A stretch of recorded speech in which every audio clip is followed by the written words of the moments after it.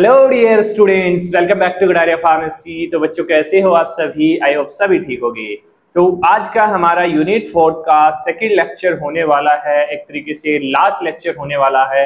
इसके अंदर हम स्टडी करने वाले हैं, टॉपिक दिए हुए हमें haematinics, poison, antidote and astringent. चार टॉपिक हैं, चारों के बारे में यहाँ पे देखेंगे। जो भी एग्जांपल्स इनके कंपाउंड्स दिए हुए हैं उनके बारे में भी यहाँ पे हम स्टडी करने वाले हैं। तो अगर आप चैनल पे न्यू हैं तो चैनल को सब्सक्राइब जरूर कर लिए और बेल आइकन को प्रेस कर लिए, क्योंकि ये हमारा लास्ट सब्जेक्ट होने वाला है बी फार्मा फर्स्ट सेमेस्टर का। इससे पहले सारे सब्जेक्ट हम लोग कवर कर चुके हैं, सभी के लेक्चर्स अपलोड हो चुके हैं। तो अगर आपने नहीं देखे हैं तो वीडियो के डिस्क्रिप्शन में जाइए, प्लेलिस्ट चेक कीजिए, वहां से स्टेप बाय स्टेप कवर कीजिए लेक्चर्स को, क्योंकि भाई बहुत कम टाइम हमारे पास रह गया है। तो अपनी तैयारी स्टार्ट कर दीजिए, अब टाइम नहीं है, ठीक है। और अभी तक अगर आप लोगों ने नोट्स परचेज नहीं किया तो जल्द से प्ले स्टोर पे जाइए और गडारिया फार्मेसी ऐप डाउनलोड कीजिए। वहां से आप अफोर्डेबल प्राइस में शॉर्ट एंड डिटेल नोट्स ले सकते हो। बाकी ऑफर आपको टेलीग्राम में मिलेगा, टेलीग्राम में कूपन कोड्स वगैरह अपलोड होते रहते हैं, तो वहां से ऑफर्स भी ले सकते हो आप। नोट्स पे काफी डिस्काउंट हो जाएगा, ठीक है। चलिए, तो तीन टॉपिक हमारे पास, हेमेटेनिक्स है, पॉइजन, एंटीडोट एंड एस्ट्रिजेंट। तो इनके बारे में हम स्टडी करते हैं। तो सबसे पहला टॉपिक है हमारा हेमेटेनिक्स, ठीक है। तो हेमेटेनिक्स क्या होते हैं? ऐसे एजेंट्स जो हमारी बॉडी के अंदर ब्लड बनाने का काम करते हैं। ब्लड क्या होता है? ब्लड मतलब ब्लड सेल्स बनाएंगे, जैसे हीमोग्लोबिन है, आरबीसी है। तो जैसे कि आयरन की डेफिशिएंसी है हमारी बॉडी में, तो उस कंडीशन में हमें आयरन चाहिए और उसके लिए हमें हीमोग्लोबिन, आयरन किस में हेल्प करता है? हीमोग्लोबिन आरबीसी में, है ना। तो एक तरीके से ब्लड फॉर्मिंग एजेंट्स को हम क्या बोलते हैं? हेमेटेनिक्स। नाम में ही छुपा है भाई, हिम टॉनिक, ब्लड फॉर्मिंग एक तरीके से। चलिए डेफिनेशन देखिए इसकी। Haematinics are substance that increase haemoglobin level और help in the formation of blood. देखिए मेन काम इसका हो गया, हिम मतलब हीमोग्लोबिन, टॉनिक मतलब फॉर्मेशन।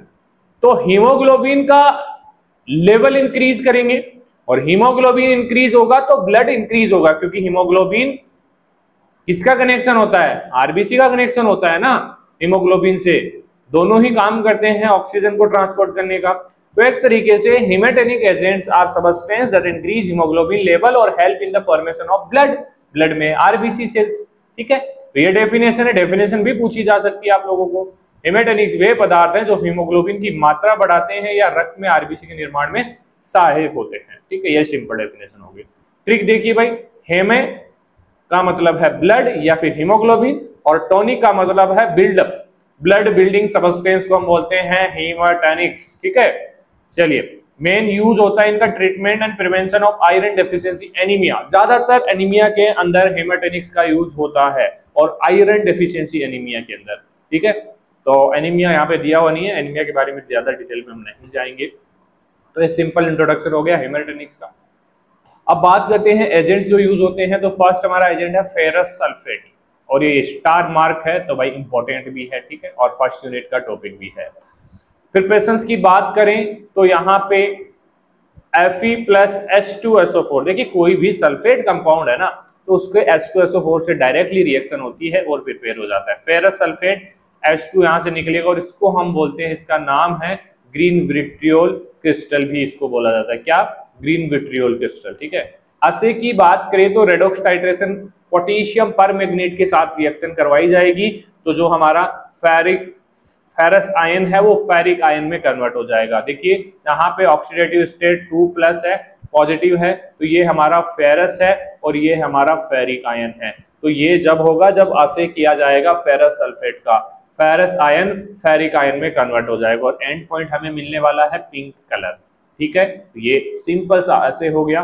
बात करें प्रॉपर्टीज ऑफ सल्फेट की, फेरस सल्फेट की, ब्लू ग्रीन क्रिस्टल्स होंगे, मेटालिक टेस्ट होगा और soluble in water and efflorescent होंगे, ठीक है। These are the properties of ferrous sulphate, ठीक है।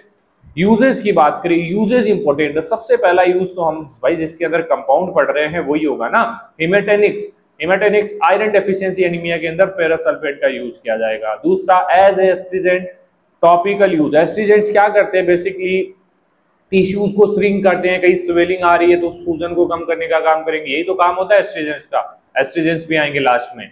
स्टेप्टिक मतलब ब्लीडिंग को स्टॉप करने में भी मदद करते हैं ferrous sulphate. Iron source iron source है, इसीलिए तो आयरन डेफिशिएंसी एनीमिया में यूज हो रहा, तो इसको हम ग्रीन विट्रियोल भी बोलते हैं। ठीक है, तो ये हो गया फेरस सल्फेट। सेकंड कंपाउंड हमारा फेरस ग्लूकोनेट, फॉर्मूला याद कर लेना C12H22FeO14 2H2O। ठीक है, ये है फेरस ग्लूकोनेट। तो प्रॉपर्टीज की बात करें तो येलोइश ग्रीन पाउडर है और सोल्यूबल होगा ये इजीली वाटर के अंदर। ठीक है, देखिए प्रॉपर्टीज और इसके यूजेस ये सारे आपको याद होने होंगे। मैंने एक ट्रिक बताया है कि सिलेबस में जैसे हेमेटेनिक्स दिया हुआ है तो हेमेटेनिक्स में आपको पता होना चाहिए कि कौन कौन से कंपाउंड्स हमें पूछे गए हैं।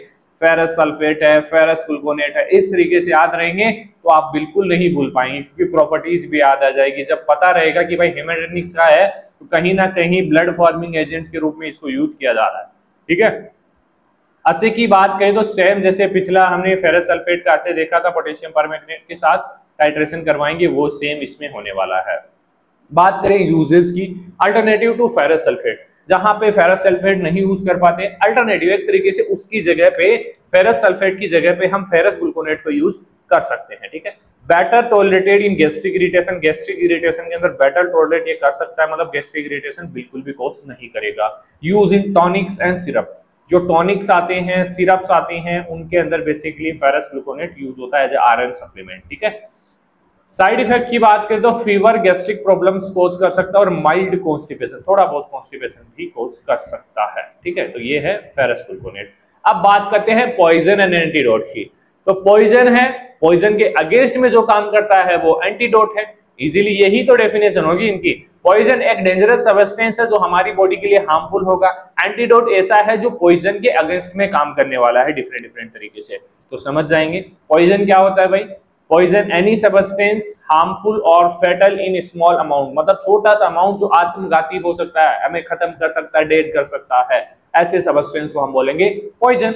इजीली डिफाइन कर सकते हैं। एंटीडोट ऐसे सब्सटेंस दैट न्यूट्रलाइज और counter react the action of poison, मतलब कि पॉइजन के एक्शन को अपोजिट कर देंगे या पॉइजन के एक्शन को खत्म कर देंगे जिससे बच जाएगा पेशेंट। ठीक है, उसको बोलते हैं एंटीडोट्स।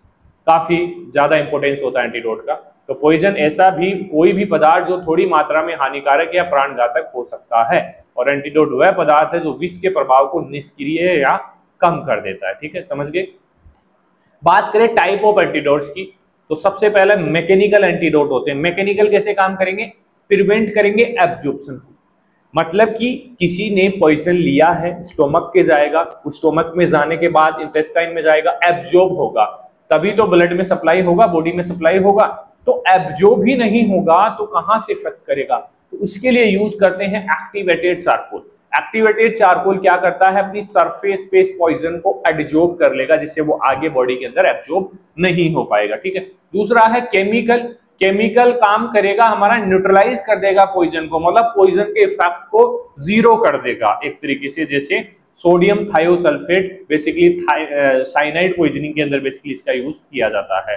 इसके बाद आता है फिजियोलॉजिकल एवं फार्माकोलॉजिकल, मतलब अपोजिट इफेक्ट प्रोड्यूस करेगा, मतलब कि वो कोई प्रोडक्ट ऑर्गन को डैमेज कर रहा है पॉइजन, और हमारा जो फिजियोलॉजिकल फार्माकोलॉजिकल एंटीडोट है वो उस चीज को ठीक करेगा, उस ऑर्गन को ठीक करेगा। मान लीजिए कैल्शियम लेवल डिक्रीज कर रहा है, ऑक्सीजन लेवल डिक्रीज कर रहा है, तो ये वाले ऑक्सीजन लेवल को बढ़ाएंगे।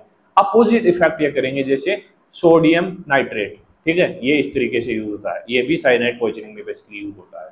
चलिए एग्जाम्पल है हमारा पॉइजन एंटीडोट का सोडियम थायोसल्फेट। ठीक है, सोडियम थायोसल्फेट। तो बेसिकली प्रिपरेशंस की बात करें, ये भी स्टार है भाई, स्टार है तो स्टार ही रहेगा, ये पेपर में भी स्टार ही रहेगा। ठीक है, तो इस तरीके से इसको याद करना है। प्रिपरेशंस की बात करें तो सोडियम सल्फेट सल्फर के साथ रिएक्ट करके बनाएगा सोडियम थायोसल्फेट। ठीक है, तो असे की बात करें तो आयोडीमेट्रिक टाइट्रेशन में आयोडीन सोडियम आयोडाइड फॉर्म करेगा, तो ये असे का रिएक्शन होगा जो आपको नोट्स के अंदर अच्छे से मिल जाएगा। प्रॉपर्टीज की बात करें तो कलरलेस क्रिस्टल होगा, सोल्यूबल होगा वाटर के अंदर और स्टेबल व्हेन ड्राई, जब ड्राई रहेगा तो और भी ज्यादा स्टेबल रहेगा। यूजेस की बात करते हैं तो सबसे ज्यादा यूज होता है एंटीडोट इन साइनाइड पॉइजनिंग, क्योंकि साइनाइड एक बहुत डेंजरस मेटल होता है, तो उसके अगेंस्ट में इसका यूज किया जाता है। एंटीडोट इन आयोडीन पॉइजनिंग के अंदर भी यूज। अब आयोडीन की पॉइजनिंग देखिए, काफी सब्सटेंस ऐसे होते हैं तो हमेशा से ही हार्मफुल होते हैं, कुछ ऐसे होते हैं कि अधिकता से, मतलब उनका लेवल बॉडी के अंदर ज्यादा हो जाए ना ज्यादा अमाउंट हो जाए तब वो पॉइजन की तरह काम करते हैं। तो अलग अलग तरीके से पॉइजन होते हैं। एंटी फंगल में भी काम करता है sodium thiosulphate, standard solution in iodometry. इसके अलावा थायो सल्फर डोनर है भाई, डिटॉक्स करता है साइनाइड्स को। साइनाइड्स के लिए याद रखना साइनाइड पॉइजनिंग में यूज होता है सोडियम थायोसल्फेट। इसके बाद आता है हमारा मैकेनिकल एंटीडोट जो है एक्टिवेटेड चारकोल, मतलब ये एब्जॉर्प्शन नहीं होने देगा। ब्लैक पाउडर होता है, लार्जर सरफेस एरिया और एडजॉर्बेंट की तरह काम करता है। एडजॉर्बेंट मैंने बताया था आई थिंक पीछे किसी लेक्चर में कि ये सरफेस पे जो भी पॉइजन है उसको एब्जॉर्ब कर लेगा, ठीक है। एडजॉर्प्शन और एब्जॉर्प्शन में डिफरेंस होता है बेटा, ठीक है।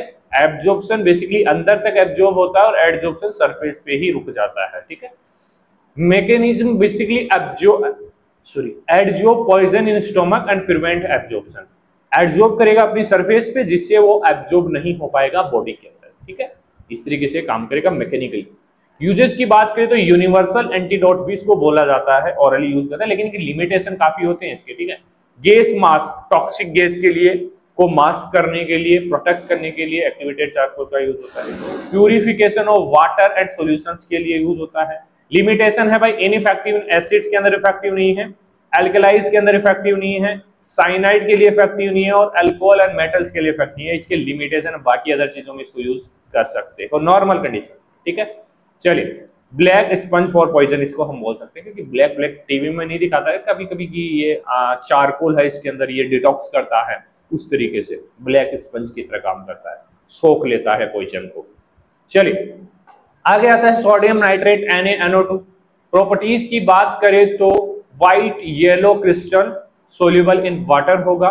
मैकेनिज्म की बात करें तो ये कन्वर्ट करेगा हीमोग्लोबिन को मैथेमोग्लोबिन, इसमें मैथेनोग्लोबिन में कन्वर्ट करेगा और ये बाइंड होगा साइनाइड के साथ। जो मैथेनोग्लोबिन है हमारा साइनाइड के साथ बाइंडिंग होगा और फॉर्म करेगा साइनामेट हीमोग्लोबिन और ये फ्री एंजाइम होगा, ठीक है। मतलब ये एक तरीके से जो साइनाइड का पॉइजन इफेक्ट था वो खत्म कर देगा। लेकिन भाई ये मतलब कि साइनाइड के इफेक्ट को कम करने के लिए भाई हीमोग्लोबिन का थोड़ा बहुत अमाउंट बॉडी के अंदर कम होने लगेगा, क्योंकि ये इसके अंदर कन्वर्ट हो गया मैथेमोग्लोबिन के अंदर, तो जिससे हाइपोक्सिया जैसी प्रॉब्लम हो सकती है, मतलब ऑक्सीजन लेवल बॉडी के अंदर गिर सकता है। तो antidote for cyanide poisoning use करते हैं IV विद थायोसल्फेट्स, इसको यूज किया जाता है। ऑक्सीस हीमोग्लोबिन हाइपोक्सिया हो सकता है, क्योंकि ये इधर बन जाएगा तो हीमोग्लोबिन कम हो जाएगा, ऑक्सीजन ट्रांसपोर्ट कम हो जाएगा, ठीक है।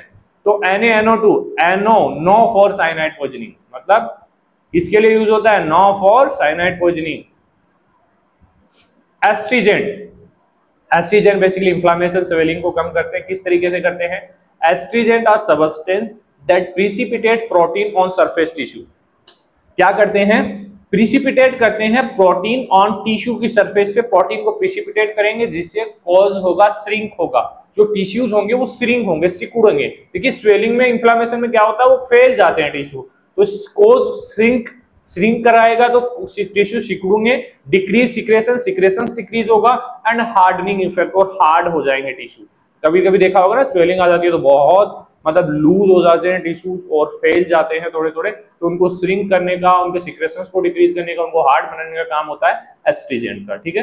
एस्ट्रीजेंट वे पदार्थ है जो टिश्यू की सतह पर प्रोटीन जमा करके उन्हें सिकुड़ते हैं और उनके सिक्रेशंस को कम करते हैं और सूजन कम हो जाती है, ठीक है। तो एस्ट्रीजेंट स्ट्रिंग टाइटनेस टिश्यू को टाइट करते हैं। यूजेज की बात करेंगे तो रिड्यूस इन्फ्लेमेशन, ठीक है, स्टॉप माइनर ब्लीडिंग, छोटी मोटी ब्लीडिंग को भी कम कर देंगे। इन लोशंस यूज होते हैं, mouth wash and eye drops के अंदर एस्ट्रीजेंट्स को यूज किया जाता है। एग्जांपल है एस्ट्रीजेंट का जिंक सल्फेट। जिंक सल्फेट है, मैंने बताया था जिंक सल्फेट कैसे बनाएंगे। पेशेंट्स की बात करें तो जिंक की H2SO4 के साथ रिएक्शन करवा देंगे तो बन जाएगा हमारा zinc sulphate. Properties colourless crystal है, सोल्यूबल होगा वाटर के अंदर। यूजेस की बात करें तो एस्ट्रीजेंट आई ड्रॉप और कंजक्टिवाइटिस के अंदर यूज होगा।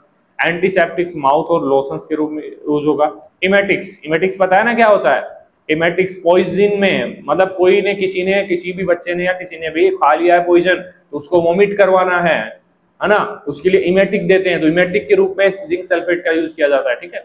न्यूट्रिशनल जिंक सप्लीमेंट के रूप में भी इसको यूज किया जाता है। साइड इफेक्ट की बात करें तो nausea vomiting in large dose, nausea vomiting करवाएगा ना तभी तो इसका इमेटिक इफेक्ट आएगा, तो लार्ज डोज दी जाता है जिंक सल्फेट का, जिससे पॉइजनिंग बाहर आ सकता है, इसीलिए इसका इमेटिक में यूज होता है। जिंक जिप टिश्यूज, जिप का काम करता है, टिश्यू को सिकोड़ने का काम करता है। ठीक है, चलिए आगे है पोटास एलम, एक तरीके से कॉम्बिनेशन कंपाउंड इसको हम बोल सकते हैं, क्योंकि इसके अंदर पोटेशियम एल्यूमिनियम दोनों कंपाउंड्स प्रेजेंट है। प्रॉपर्टीज की बात करें तो ट्रांसपेरेंट क्रिस्टल्स हैं, सोर एस्ट्रीजेंट टेस्ट होता है, थोड़ा बहुत सोर होता है, डबल साल्ट इसको हम बोल सकते हैं क्योंकि इसमें एल्यूमिनियम और पोटेशियम दोनों प्रेजेंट है। तो रिप्रेजेंस की बात करें तो potassium sulphate aluminium sulphate react करके पोटास एलम बनाते हैं, क्रिस्टलाइजेशन इनका होता है। यूजेस की बात करें, स्टॉप करेंगे ब्लीडिंग, स्टेप्टिक पेंसिल्स के रूप में काम करेंगे, माउथ वॉश और गार्गल सोर थ्रोट जो होता है उसके अंदर बेसिकली यूज कर सकते हैं। डिओड्रेंट, डिक्रीज स्वेट की जो स्मेल है उसको डिक्रीज करने के लिए डिओड्रेंट के रूप में भी पोटास एलम का यूज होता है।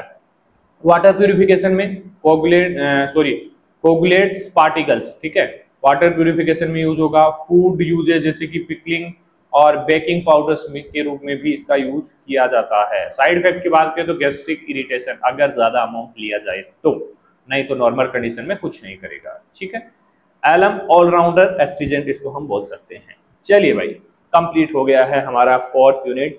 अब एक यूनिट और बचा है, उसका सिर्फ एक ही लेक्चर होगा, बहुत छोटा सा यूनिट है हमारा यूनिट 5, फिर हमारा B pharma first semester complete हो चुका है। अगर अभी तक भी आपने गडारिया फार्मेसी ऐप डाउनलोड नहीं किया है, नोट्स परचेज नहीं किया है, कर लीजिए, अभी भी ऑफर चल रहा है।